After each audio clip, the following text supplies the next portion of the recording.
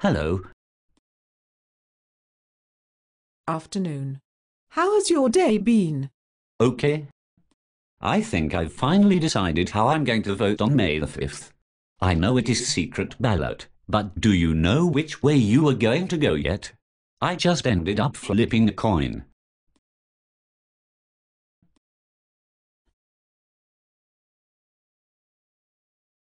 You do know it's a very important decision to make.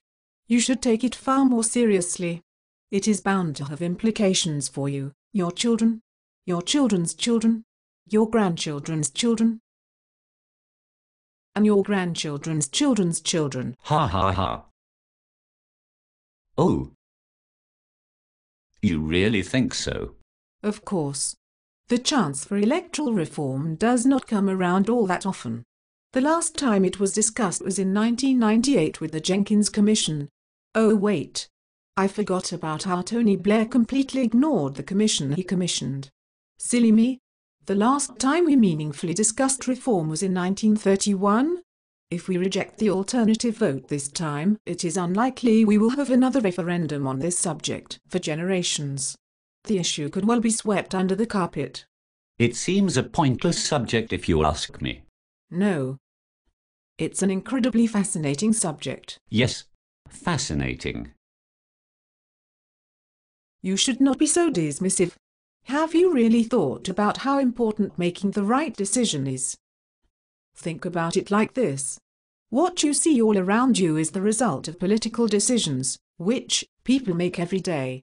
Given that politicians in Westminster are the most powerful politicians in the whole wide country, don't you think it is important that the method we use to choose them is as good as possible?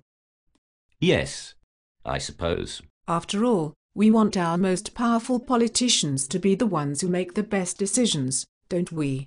Oh, I think I understand. You do? Yeah, well, at least I think so. Is it as important as William making sure he does not have too wild a night out before the big day?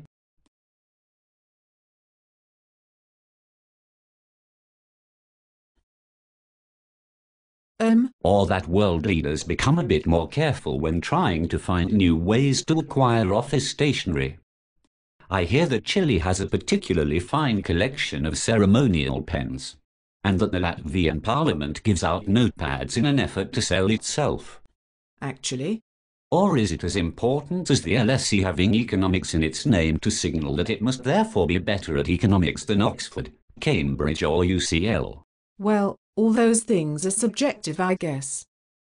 But elections reform is undoubtedly very important. Anyway, what did your coin tell you to vote? It is secret ballot. Ha ha ha ha ha. I am such a joker. I almost heard you. I voted no. You must have at least seen some of the campaign material supporting both sides, whether it be on TV, in the newspapers, or via leaflets through your letterbox. Of course I have. Everyone has so much information available to them. Well then, do you think you could argue for your no vote? Whether you can, speaks volumes about which way you should vote. Yeah, I think I might be able to. I guess it makes sense that it should be the person who comes first which always wins. Like as in a horse race. The No campaign argue that under the alternative vote the loser can win. Maybe you need to think about that argument a bit more. I don't think that I do. It is not a very good argument because it is not a very good analogy. You simply cannot compare sport and voting systems. Even if it simplifies it, they are in fact incomparable. After all, first past the post has no definite finish point, unlike a horse race. I suppose. Plus it is the electoral system which defines the conditions for winning. So under the alternative vote the winner would still always win, and the loser would still always lose. What about comparing it to boxing? I don't know about you, but I have never seen a boxing match with more than 2 competitors. You only need to achieve 50% of the vote, under the alternative voting system, to win the election. So, if there were only 2 people standing in your constituency, the winner under first past the post would still be the winner under the alternative vote. What about cricket? I have heard comparisons to the two. There is not always a winner in cricket. There has to always be a winner in an election. Rhythmic dancing. What? It is in the Olympics, so it must be a sport, and therefore under the no campaigns logic, a good analogy for first past the post. No. Just no. Well, on to my next, irrefutable argument. The alternative vote must mean that certain people, BNP voters, have more votes than other people, which is, of course, unfair. Yes. That would be unfair. But it is also untrue that the alternative vote would do this. Under the alternative vote, the bottom candidates are simply eliminated, with their votes being redistributed according to second preferences, until one candidate gets 50% of all votes. This does not mean that you'll have more than one vote. It is, in reality, just the same as what many people do under first past the post. Tactical voting.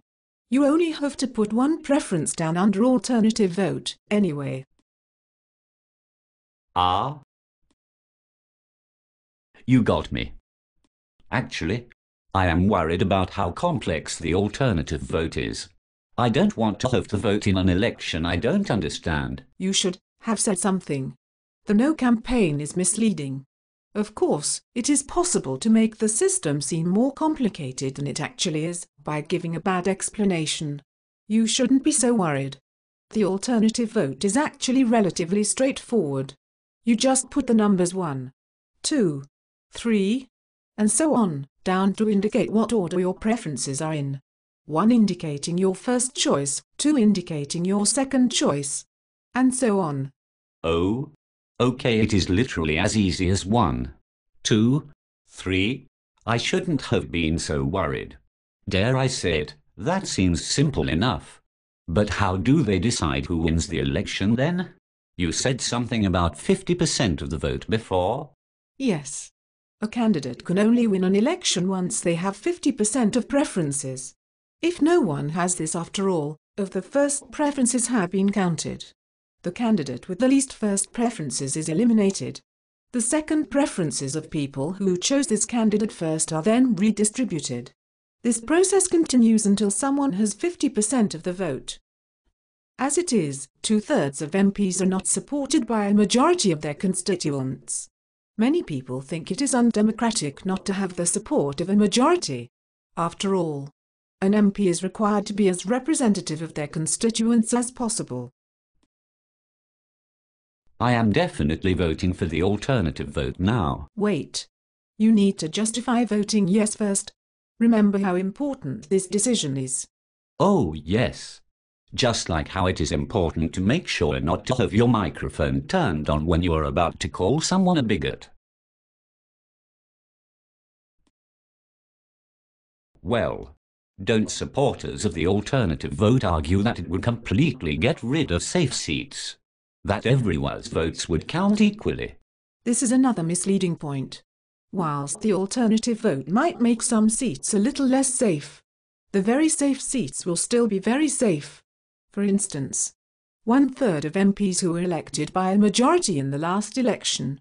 These would get elected by first preferences alone under the alternative vote. There would be no need for additional rounds. Saying this, 50% is a higher benchmark for MPs to achieve, so it might encourage some of the safe-ish MPs to work that little bit harder for their constituents. Of course, this all comes at the cost of an initial outlay. How should I vote then? It's not within my power to tell you how to vote. You are going to have to make up your own mind. Think about all of the arguments we have talked about today. Which are the strongest? And there is your answer. So how are you going to vote then? I am going to flip a coin. What? You cannot do that. Ha ha ha. Who is the joker now? But I'm not going to tell you. It's a secret ballot after all.